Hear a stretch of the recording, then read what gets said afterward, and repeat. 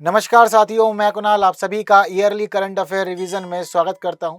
तो आज के हमारे इस प्रोग्राम में हम लोग बात करने वाले हैं वर्ष भर चर्चित प्रमुख पुरस्कारों की। तो इस साल में कौन कौन से चर्चित पुरस्कार थे, आइए उनको समझते हैं, जानते हैं। और सबसे पहले बात करते हैं भारत के सर्वोच्च नागरिक सम्मान भारत रत्न की।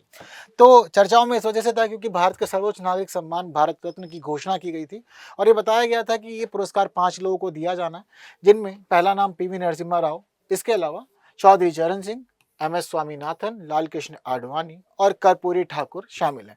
तो इन 5 लोगों को कहा गया था कि भारत रत्न से सम्मानित किया जाएगा, जिस वजह से मामला चर्चाओं में आया था। इनसे जुड़ी हुई बातों में क्या क्या जानना है आप? तो देखिए, ये जो पुरस्कार होता है भारत के राष्ट्रपति के द्वारा व्यक्तियों को किसी भी क्षेत्र में उत्कृष्ट सेवा के लिए दिया जाता है। यहाँ हम लोग देखते हैं कि सम्मान की सिफारिश भारत के प्रधानमंत्री राष्ट्रपति से करते हैं, बाद में राष्ट्रपति ये जो पुरस्कार है इससे सम्मानित कर देते हैं। देखने वाली बात यह है कि इस पुरस्कार में एक पदक और इसके अलावा राष्ट्रपति के द्वारा साइन किया गया एक प्रमाण पत्र दिया जाता है। तो पुरस्कार होता है और इसके अलावा सर्टिफिकेट दिया जाता है, पदक और सर्टिफिकेट। वहीं देखते हैं कि किसी प्रकार की मौद्रिक राशि इसमें नहीं मिलती। इस पुरस्कार की स्थापना 2 जनवरी 1954 को की गई थी। ठीक है, तो पुरस्कार की स्थापना 2 जनवरी 1954 को पूर्व राष्ट्रपति डॉक्टर राजेंद्र प्रसाद ने की थी। उसके बाद से ही ये पुरस्कार लगातार दिया जा रहा है। हालांकि संविधान के अनुच्छेद 18 के अंदर ये प्रावधान किया गया है कि किसी भी व्यक्ति को अगर भारत रत्न से सम्मानित किया जाता है तो वह व्यक्ति कहीं पर भी अपने नाम के आगे पीछे साथ में जोड़ करके इस शब्द का यानी कि भारत रत्न का प्रयोग नहीं करेगा। ऐसा नहीं है कि अगर मान लीजिए कि किसी को भी अवार्ड मिल गया है तो फिर वो आजीवन अपना नाम ऐसे ही कहेगा कि मैं भारत रत्न हूँ। ठीक है, तो ये सब चीजें नहीं करनी है, यहाँ पर चीजों को ध्यान रखना होगा। हाँ, दूसरी स्थिति यहाँ पर ये कि अगर व्यक्ति जो है वो अपने बायोडाटा में, विजिटिंग कार्ड में, लेटर हेड में ये यूज कर सकता है कि राष्ट्रपति के द्वारा भारत रत्न से सम्मानित व्यक्ति है वो। ठीक है, तो मेंशन कर सकता है, पर प्रॉपरली यूज करना, तो ये सब काम आप इसमें नहीं कर सकते हैं। देखने वाली बात यहाँ पर यह भी है कि पहली बार ये पुरस्कार 1954 में दिया गया था चक्रवर्ती राजगोपालाचारी और डॉक्टर सर्वपल्ली राधाकृष्णन और सीवी रमन को। इन 3 लोगों को ये सबसे पहली बार पुरस्कार प्रदान किया गया था। हालांकि ये पुरस्कार किसी दूसरे देश के नागरिक को भी दिया जा सकता है, इसमें भी कोई समस्या नहीं है, क्योंकि अब तक हम लोग मदर टेरेसा, खान अब्दुल गफ्फार खान और नेल्सन मंडेला, इन लोगों को ये सम्मान दे चुके हैं। क्लियर है बात सारी? इसके अलावा कुछ खास बातों में जरूरी ये समझिए कि किसी व्यक्ति को पहले ये मरणोपरांत नहीं दिया जाता था, यानी कि जीवित व्यक्तियों को ही दिया जाता था। लेकिन हम लोग देखते हैं कि 1966 में लाल बहादुर शास्त्री को जब ये सम्मान मरणोपरांत दिया गया तो उसके बाद से मरणोपरांत भारत रत्न की प्रथा भी शुरू हो गई। सचिन तेंदुलकर को 2014 में ये पुरस्कार दिया गया था, स्पोर्ट्समैन है। स्पोर्ट्स की श्रेणी से पहले व्यक्ति हैं जिन्हें यह पुरस्कार मिला है, वही सबसे कम उम्र के भारत रत्न पाने वाले व्यक्ति भी यही है। प्रत्येक वर्ष 3 पुरस्कार दिए जाते हैं, पर कभी कभी ज्यादा कम भी हो सकते हैं, जैसे कि इस बार 5 पुरस्कार दिए गए हैं, लेकिन जनरली 3 का ही ट्रेंड रहता है। ठीक है, तो भारत रत्न पुरस्कार के साथ पद्म पुरस्कारों को भी समझ लेते हैं, क्योंकि सब साथ साथ चलते हैं। ठीक है, तो राष्ट्रपति ने राष्ट्रपति भवन में पद्म पुरस्कार प्रदान किए, आइए जानते हैं इनके बारे में। तो देखिए, पद्म पुरस्कार भारत के सर्वोच्च नागरिक सम्मानों में से एक है। हालांकि जो हाईएस्ट सिविलियन अवार्ड है वो तो भारत रत्न ही है, लेकिन उसके बाद बाकी शुरू हो जाते हैं पद्म विभूषण, भूषण और पद्मश्री। ठीक है, 1954 में ये स्थापित हुए थे और देखते हैं कि गणतंत्र दिवस की पूर्व संध्या पर प्रदान किए जाते हैं। पद्म विभूषण पुरस्कार दिया जाता है असाधारण और विशिष्ट सेवा के लिए, पद्म भूषण दिया जाता है उच्च स्तर की विशिष्ट सेवा के लिए और पद्मश्री दिया जाता है विशिष्ट सेवा के लिए। याद रखिएगा, यह पुरस्कार कला, चिकित्सा, साहित्य, शिक्षा, खेल आदि के अलग अलग विषयों में ये प्रदान किए जाते हैं।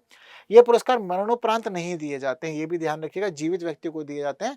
भारत रत्न भी पहले जीवित को ही दिया जाता था, लेकिन बाद में मरणोपरांत दिए जाने की प्रथा शुरू हो गई।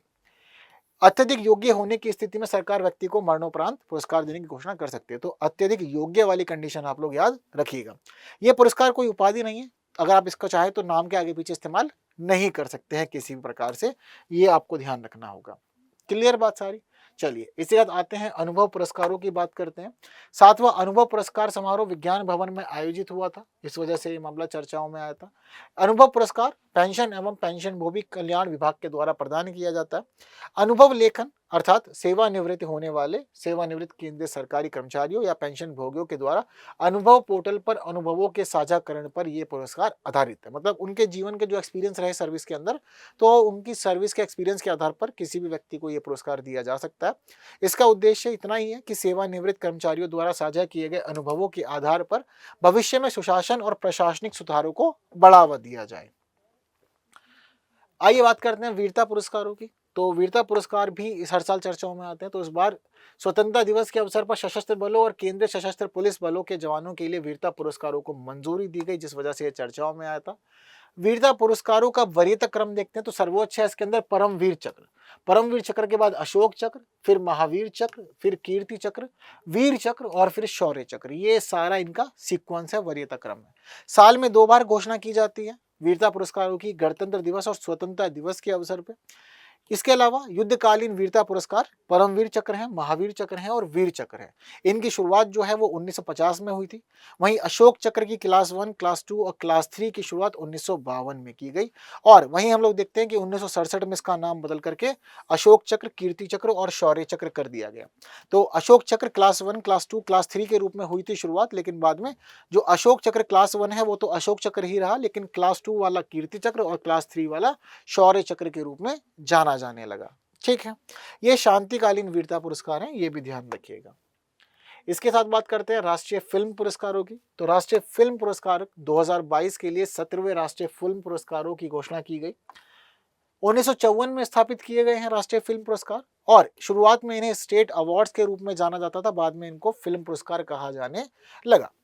हम यहाँ पर ये भी देखते हैं कि पुरस्कार के रूप में 2 राष्ट्रपति 2 स्वर्ण पदक, 2 उत्कृष्ट प्रमाण पत्र और क्षेत्रीय फिल्मों के लिए 12 रजत पदक प्रदान करते हैं। ठीक है, तो राष्ट्रपति कितना दे सकते हैं? 2 स्वर्ण पदक देंगे, 2 उत्कृष्ट प्रमाण पत्र देंगे और क्षेत्रीय फिल्मों के लिए 12 रजत पदक प्रदान कर सकते हैं।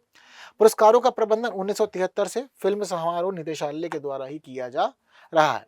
पुरस्कार 3 श्रेणियों में दिए जाते हैं। पहला है फीचर फिल्म, दूसरी है गैर फीचर फिल्म और तीसरी है सिनेमा में सर्वश्रेष्ठ लेखन के लिए। मोस्ट फिल्म फ्रेंडली स्टेट पुरस्कार भी दिया जाता है, और इस पुरस्कार की खास बात यह है कि ये राष्ट्रीय फिल्म पुरस्कारों के साथ साथ दिया जाता है, और ये पुरस्कार भारत के उन राज्यों को दिया जाता है जो राज्य फिल्म जगत के अंदर विकास, बढ़ावा, प्रोत्साहन के लिए कुछ ना कुछ सहायता प्रदान करते हैं। आगे बात करते हैं यूनेस्को के प्रिक्स वर्साय पुरस्कार की, क्योंकि ये पुरस्कार स्मृति वन भूकंप स्मारक संग्रहालय को दिया गया। ठीक है, तो भारत का सबसे बड़ा स्मारक और संग्रहालय है स्मृति वन भूकंप स्मारक संग्रहालय। तो यूनेस्को ने कहा कि प्रिक्स वर्साय पुरस्कार हम इसको देंगे। वर्ष 2015 से ये पुरस्कार प्रतिवर्ष प्रदान किया जा रहा है।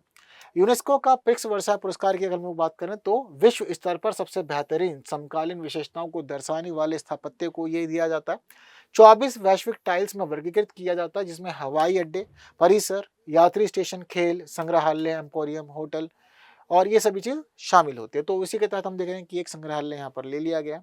यह मान्यता प्राप्त भारतीय परियोजना, जैसे कि 2023 में केम्पेगौड़ा अंतर्राष्ट्रीय हवाई अड्डे बेंगलोर को यूनेस्को के 2023 प्रिक्स वर्साय से सम्मानित किया गया था। ठीक है, और दुनिया में सबसे खूबसूरत हवाई अड्डा किसे कहा जाता है? केम्पेगौड़ा अंतर्राष्ट्रीय हवाई अड्डे को ही कहा जाता है। तो 2023 का पुरस्कार जो है वो इसको दिया गया था। यूनेस्को विश्व धरोहर समिति की बात करें तो 1972 में आयोजित यूनेस्को के 17वें सत्र के दौरान विश्व धरोहर कन्वेंशन के तहत इसको स्थापित किया गया था। इसका उद्देश्य 5 C's है। 5 C's का उद्देश्य क्रेडिबिलिटी बनाना, कंजर्वेशन, कैपेसिटी बिल्डिंग, कम्युनिकेशन और कम्युनिटीज। यानी कि क्रेडिबिलिटी विश्वसनीयता, कंजर्वेशन यानी कि संरक्षण, कैपेसिटी बिल्डिंग यानी कि क्षमता निर्माण, कम्युनिकेशन यानी कि संचार और कम्युनिटीज यानी कि समुदाय। ये सभी चीजें यहाँ देखने को मिलती है कि हाँ ये इसके लक्ष्यों में शामिल है। मुख्य भूमिका क्या रहती है समिति की? तो विश्व धरोहर सूची में शामिल करने का अंतिम निर्णय यही लेते हैं। विश्व धरोहर कोष का उपयोग कैसे करना है, प्रबंधन कैसे करना है, वो जिम्मेदारी भी इसके पास रहती है। संपदाओं के संरक्षण की स्थिति के लिए रिपोर्ट जारी करना भी समिति की जिम्मेदारी है। कन्वेंशन के पक्षकार देशों में से 21 प्रतिनिधि चुने जाते हैं, और ये 21 प्रतिनिधि 6 वर्षों के लिए इस समिति को संभालते हैं। जैसे भारत को 2021 से 2025 के लिए चुन लिया गया है कि आप जिम्मेदारी संभालिएगा। ठीक है, थोड़ी बात स्मृति वन भूकंप स्मारक संग्रहालय की भी कर लेते हैं, क्योंकि इसी को ही ये पुरस्कार मिला है। तो 2001 में गुजरात में भूकंप पीड़ितों की याद में इस संग्रहालय को बनवाया गया था 2022 में। तो 2021 में आया भूकंप, 2022 में संग्रहालय बनवाया गया। तीव्रता बहुत ज्यादा थी, 7.9 थी, और केंद्र इसका भुज बना हुआ था। यहाँ पर हम लोग देखते हैं काफी लोगों की जान चली गई थी, और ये स्थान भुजियो डूगर पहाड़ियों पर स्थित है। यहाँ पर भुजियो किला भी बना हुआ है, जिसे रोज गोडजी ने 1723 में भुज की रक्षा के लिए बनवाया था। किले का नाम भुजंग नाग सर्प मंदिर के नाम पर रख गया है। ठीक है, तो दुनिया की सबसे बड़ी मियावाकी वनों में से एक इस वन के इस संग्रहालय में भी स्थित है, जो देखने को हमें मिल जाता है। आगे बात करते हैं दादा साहब फाल्के पुरस्कारों की। तो वर्ष 2023 का Dada Saheb Phalke life time achievement पुरस्कार वहीदा रहमान को प्रदान किया गया है। तो ये पुरस्कार सिनेमा के क्षेत्र में भारत का सर्वोच्च पुरस्कार माना जाता है। फिल्म महोत्सव निदेशालय के द्वारा इसको दिया जाता है। शुरुआत 1969 में हुई है, तब से ये प्रदान किया जाता है। शुरुआत 1969 में क्यों हुई थी? क्योंकि भारतीय सिनेमा के जनक माने जाने वाले दादा साहब फाल्के की जन्म शताब्दी का वर्ष था ये। तो 1969 से लगातार ये दिया जा रहा है। पुरस्कार प्राप्तकर्ता को एक स्वर्ण कमल पदक, एक शॉल और 10 लाख रुपए की राशि प्रदान की जाती है। कुछ खास व्यक्ति सत्यजीत रे, जिनको 1985 में दिया गया, अमिताभ बच्चन ने 2018 में ये पुरस्कार प्राप्त किया, रजनीकांत ने 2021 में और वहीदा रहमान अब 2023 का पुरस्कार लिए हैं। ठीक है, तो तस्वीरें भी यहाँ पर आप लोग के सामने हैं और वहीं यहाँ पर हमारा पुरस्कारों का सेक्शन खत्म हो जाता है। तो साल भर चर्चा में रहे पुरस्कारों में से जिन पे हमें चर्चा करनी थी वो हम लोगों ने बहुत अच्छे से की है। उम्मीद करता हूँ कि आपको सभी बातें अच्छे से क्लियर हुई होगी, कोई परेशानी नहीं रही होगी। बाकी आप इस वीडियो को शेयर कर सकते हैं, जिन्होंने लाइक नहीं किया कर दीजिएगा। बाकी की बातें करेंगे आने वाली क्लासेस में कुछ नए विषयों के साथ। तब तक के लिए दीजिए मुझे विदा। Thank you so much.